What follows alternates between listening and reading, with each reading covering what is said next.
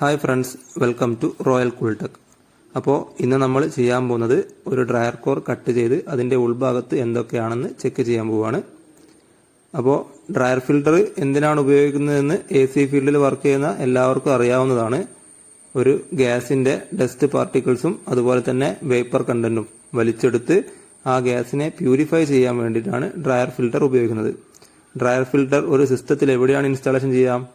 Liquid ലൈനിലാണ് installation ചെയ്യാം. അപ്പോൾ നമ്മൾ ഇന്ന് ഈ ഡ്രയർ ഫിൽട്ടർ കട്ട് ചെയ്ത് ഇതിൻ്റെ ഉൾഭാഗത്ത് എന്തൊക്കെയാണെന്ന് നോക്കാം. അപ്പോൾ നമ്മൾ ഡ്രയർ കോർ കട്ട് ചെയ്യാൻ പോകുന്നു.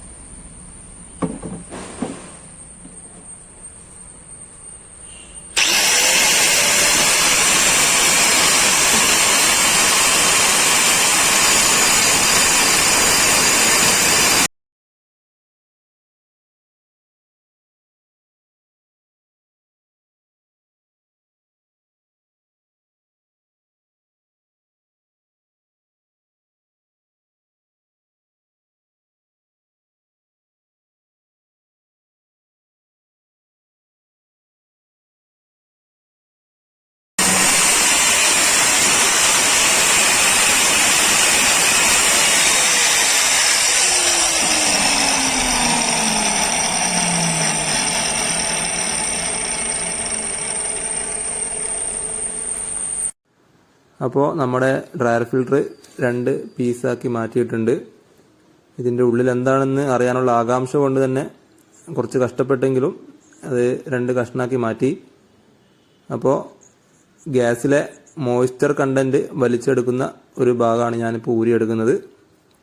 ഇതിലൂടെ ഗ്യാസ് പാസ് ചെയ്യുന്ന സമയത്ത് ഗ്യാസിലുണ്ടാകുന്ന മോയ്സ്ചർ കണ്ടന്റ് മൊത്തം അത് വലിച്ചെടുക്കുന്നതാണ്.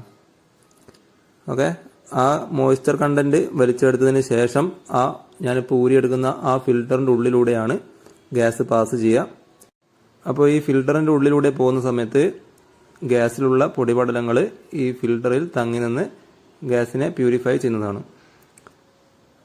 അപ്പോൾ ഇത് കുറച്ച് കാലപ്പഴക്കമുള്ള ഡ്രയർ ഫിൽറ്ററാണ്, അതുകൊണ്ട് തന്നെ അത്യാവശ്യം നല്ല പൊടിയുണ്ട്. അപ്പോൾ ഈ മുന്നിലുള്ള ഈ ഹോളുള്ള പ്ലേറ്റ് എന്ന് പറഞ്ഞിട്ടുണ്ടെങ്കിൽ ഈ ഗ്യാസിലുള്ള പൊടിപടലങ്ങളൊക്കെ വലിച്ചെടുക്കുന്ന ഫിൽറ്റർ ഇല്ലേ, ആ ഫിൽറ്ററിൻ്റെ ഒരു സപ്പോർട്ടാണ് ആ പ്ലേറ്റ്.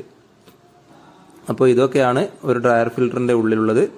അപ്പോൾ വീഡിയോ എല്ലാവർക്കും ഇഷ്ടപ്പെട്ടെന്ന് വിചാരിക്കുന്നു. ഇഷ്ടപ്പെട്ടിട്ടുണ്ടെങ്കിൽ ലൈക്ക് ചെയ്യുക, കമൻറ്റ് ചെയ്യുക, സബ്സ്ക്രൈബ് ചെയ്യുക. അപ്പോൾ നമുക്ക് അടുത്ത വീഡിയോയിൽ കാണാം. താങ്ക്